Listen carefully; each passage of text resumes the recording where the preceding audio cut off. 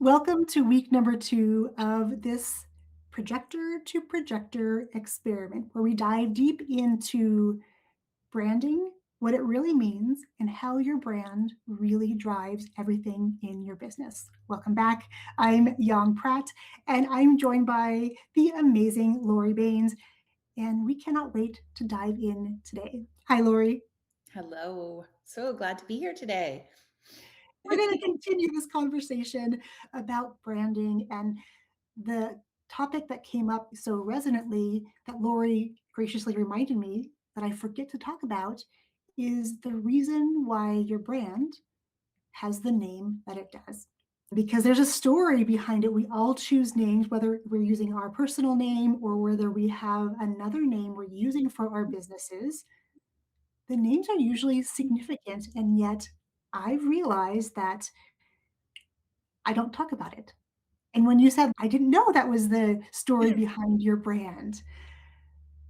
So, Lori, can you talk to us about this idea of brand story and how that influences the look and feel of what is created on the other side? Hmm. Yes, I love Mhm. that. It is about how you bring that vision that you have inside to life. It's that story of what is resident within you and what is it that you need to share. My business had a different name before. A few years ago, it changed from Creative Insights. And that was a business name that I had when I first started designing websites a million years ago. Now it seems. And to me, trying to think of the name was the hardest part. I had all these ideas, and Creative Insights was my business name for 4 years, maybe 5 years that I used it. But when I moved here to Florida, I wasn't able to use the name.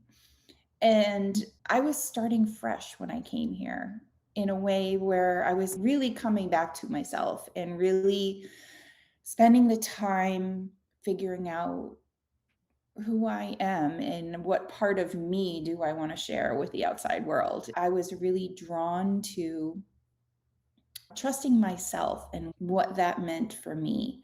I've had this phrase, just be you, that I used to say all the time. And it was like anytime something would come up and I'm like, well, how would you show up? Just be you. Like kind of bringing people back to who they are and who they want to be instead of hiding what that is. Just be you creative happened in Vegas, actually, sitting around a table You got um, lucky. with some business friends. And I was just talking about how I needed to change my name and I wasn't really sure. And the other interesting thing is Just Be You was my license plate for my little red Mini that I love. It just, I don't know, the car captures who I am in some way. Like it's just red and it's funky and it's fun and whatever. But Just Be You has always been something that I held really close to me. And one of my friends was like, well, why don't you use that as your business? Oh my gosh. Because I couldn't have my original business name when I moved here. Then my license plate, I wanted to transfer it here and I couldn't have the license plates. I'm like, well, I got to do something with that. So, a big part about what I help my clients with is coming back to who they are, coming back to what works for them, for how they want to show up, for what parts of themselves they want to share and building that brand for themselves. And I feel like there's always a story. There's always something woven in, and I'd love to hear a little bit more about your story with your business name because it is so weird Yeah. sharing because I had my own thoughts about that without having any clarification. Sometimes we are so close to our businesses and so close to what is happening inside that we don't see what is literally right in front of us. And I think often we try to make things harder than they need to be because we can think about them and think about them, which is why the work that I do about being in the body is so helpful because it can get us from those spirals that we get into and not being able to see what is literally what right in front of us. It's so fascinating. And I want to also talk about the idea of coming back to yourself, just being you, because I was scheduling out some videos, and one of the videos was the best business advice I never took. And it Mm, was this, just be yourself. And when mm, I kept hearing it over and over again, I honestly had no context for what that even meant, because for years I had taken other people's frameworks and their step by steps and put them into my business with mediocre results.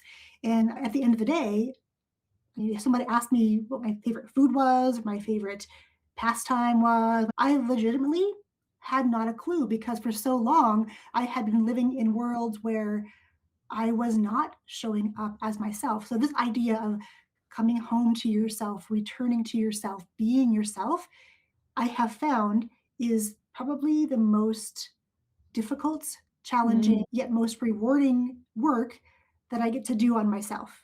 It's Absolutely. fascinating. I could not agree more. It's hard to do it for yourself. Which is why Laurie and I have decided to do this experiment, because in human design speak, we are both projectors, meaning we see deeply into other people, often things they don't see in themselves. So now we're taking our superpowers, pointing them at each other to see what comes out, because we are both such big believers in this idea of branding is not an outside in approach. It literally is an inside out approach. So much about branding is not shared in any real and tangible way. And we really want to make branding tangible, because it literally is the felt sense of you. What Mm, is it that you want your people to experience, to feel inside when they think about you and your brand and your business and what it does? My business is called Illuminating You Productions. I was sharing with Laurie before we started recording that I was sharing with a mentor the name of my business, and she thought I had a production company, whether that was like event production, video production, maybe podcast production. She just didn't know. I really believe that your life is the most important production in which you'll ever take part. And you get to live in the spotlight of your life as the leading character, because most of us are running our lives, supporting others, and never fully stepping into our own lives, the bigness, the greatness of us. It's always somewhere off in the distance, and we think, well, maybe when the kids are grown, or maybe when this happens, I will do that. And the longer you don't do that, the more unlikely it is that you'll actually go and stand in that spotlight, because you get so unaccustomed to not having the attention on you. You get accustomed to just going along with everybody else. And so when it comes to this name, this is my belief, because all of my years as a professional dancer, a studio owner, it was always about the stage, sharing a story, becoming a character in someone else's story. And so now this is hard for me too, because I played that role for so long, letting everyone else shine their light, step into their spotlight. And I was the constant cheerleader and the encourager. So behind the this scenes. business, yes, Yeah. I was always behind the scenes. I was kind of like the great Wizard of Oz, right? Behind the Mhm. screen, nobody sort of knew. Everything just kind of happened magically on the stage. And that was just me orchestrating in the background. So when it came time for me to speak up and share more about the work, it's taken me a very long time to get to this place where I feel like I can now step into this leading role of my life, not simply for me, but really as sort of a permission slip for everyone that I come in contact with, whether that is my kids, whether that is my spouse, whether that is my clients. Because the more I can do it and live in that role, the more they give their own selves permission to do the same. I love that so much. And I think that I have just started doing this. I have just started to give myself permission to be fully me. And it is such a hard thing to do. It's fear of judgment, of what are they going to think if I actually Mhm. am me? But it doesn't matter what someone else really thinks. I don't care. I'm going to be me. I'm going to be me because I need to love me for who I am. And if I can't Yes. love me for who I am, then how's anyone else going to? And that's really the deeper work behind building a brand, building a business that is sustainable, that you have to see your own gifts first. And Mhm. sometimes that's the hardest thing to do, which is why having eyes on the outside of your business and asking questions of you really can help you to start to understand your gifts. Brand story. Let's dig in a little deeper, Lori, because I'm always a big fan about how do we implement, not in the doing sense, how do we implement by first letting our bodies get comfortable with an idea and then letting ourselves take some time to integrate that, inhabit what that feels like, and then take action from that space. Hmm, fascinating. I love that. I feel like this part of owning who you are starts with awareness. So Mhm. it starts with playing and trying to remember who you really are. Like going back to that 5-year-old little girl, what did you love to do?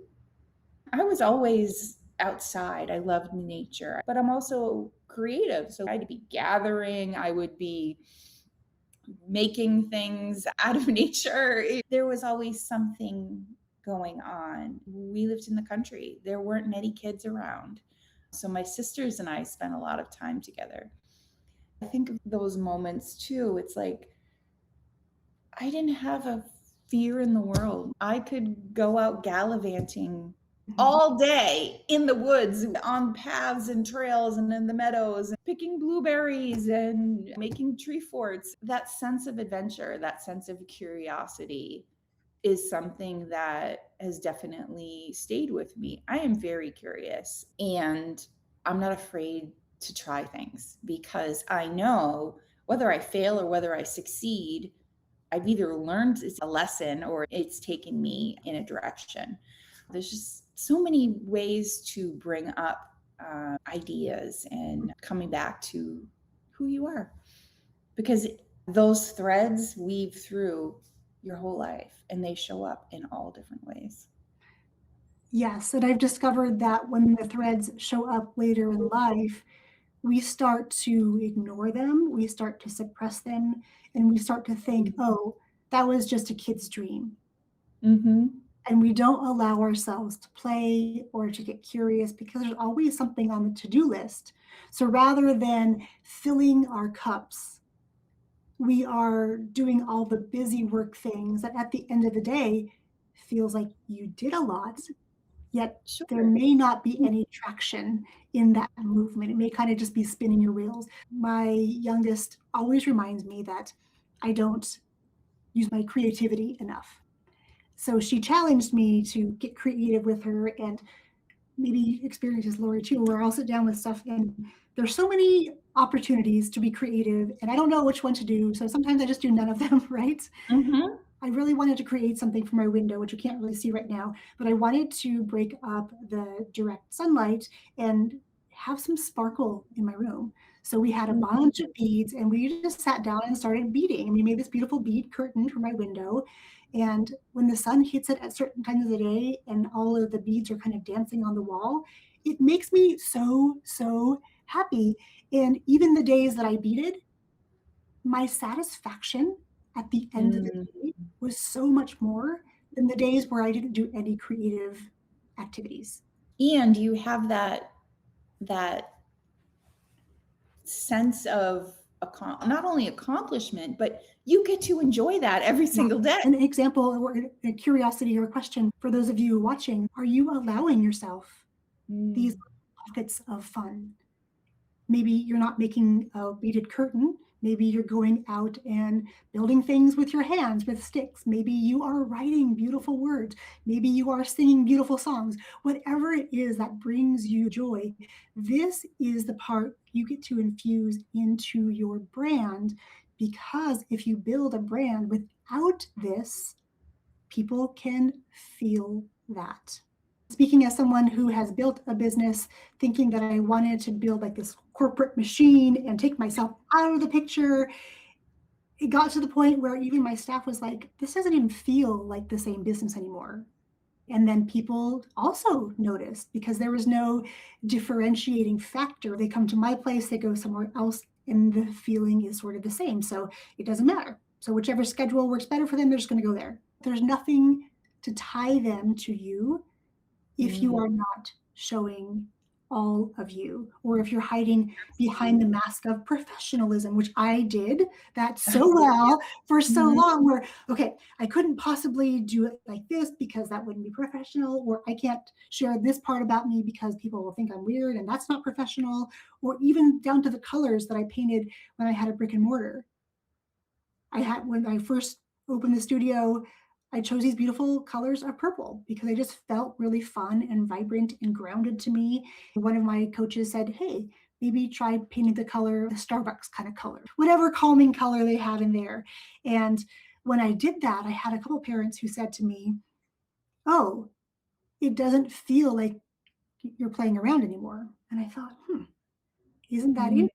interesting? Yet for me, because I painted over the color that I chose, part of me was lost. Like, oh, Mhm. it's fun. But people have responded really positively. So I'm just going to do more of that because that recognition as a projector in particular feels really good. So covering these things up because you're getting positive feedback about something that your soul knows is not necessarily correct for you, yet you do it Mhm. because of the applause, right? Mm. What Also, is that doing to you? Yeah. yeah, it is eating away because that. Self-abandonment in a Yeah, way. Yeah. yeah. Oh, 100%. Mhm. When you abandon yourself over and over like that, when you ignore or you squash down those feelings or thoughts or inspirations that come through because you're now putting it through the filter of, well, what is everyone else going to think? Mm. That's how we get really disconnected from brands. And so we settle, I think, sometimes too, for things that are almost okay, yet Mhm. they're not really us. Yeah. I mean, I'm in the same position right now. I was in this stuckness of not having a name out there. I felt incomplete. I felt, as a brand designer, I felt like an imposter because I didn't have my own stuff together. And so I wasn't showing up and I wasn't putting myself out there. But I'm like, no, this is where I'm at right now. And this is where I start. And I will evolve and grow from here. Mhm. So I know that my own stuff needs some work. I know that it needs my creative attention and its own alignment, and it's coming and I'm working on it, but it feels right because it's coming from here. It is, I'm allowing it to bubble up and come together so that I can create and share it. Hmm. I love that permission, giving yourself permission to enjoy this process, to allow it to be a work in progress because isn't all of like life a work in progress? Absolutely. We were Yeah. always learning. We see something, it impacts us on a cellular level. We carry it around with us. So every day we are new people. So it would make sense that a brand also does the same thing, or any of the graphics or any assets would also evolve over time. And I think that's a really big issue that I see in the world of branding, that a logo is a logo is a logo. It'll serve you forever. And that is Wow. not that is not Yeah. yeah, we're evolutionary beings, therefore our brands and the way they look and feel and colors and all those things, they also get to evolve over time. Mhm. Yeah, for Maybe sure. should we give them some homework to Mm. think about this brand story? I would love for them, for our audience, to write a permission slip. I give myself permission Hmm. to take, I don't know, 15 minutes every day, maybe for a week, and just write and see what comes up. What is it about you? What is it about what's important to you that you want to share with others? What is it that you value? What is really, really important about you that makes you stand out, that makes you different from everybody else? because Yeah. everyone is different. Everyone has different personalities, different aspects, different skills, different likes and dislikes. What is it? Just make a list, just jot down words that come up. See what happens. I love this, and I'm gonna put a little caveat on this too, because I think when we're doing these things, it's so easy to write down the safe things Mm, and to not give ourselves full permission. So really taking away the filter of what other people are thinking, taking no judgment. away the Yeah. filter of you stepping into a bigger version of yourself, because sometimes we limit ourselves because for so long we've allowed certain things to happen. We had certain beliefs, and now we don't have those anymore. We've shifted. Mhm. So taking away all the filters and getting down to the nitty gritty, because that is the Yeah. good stuff.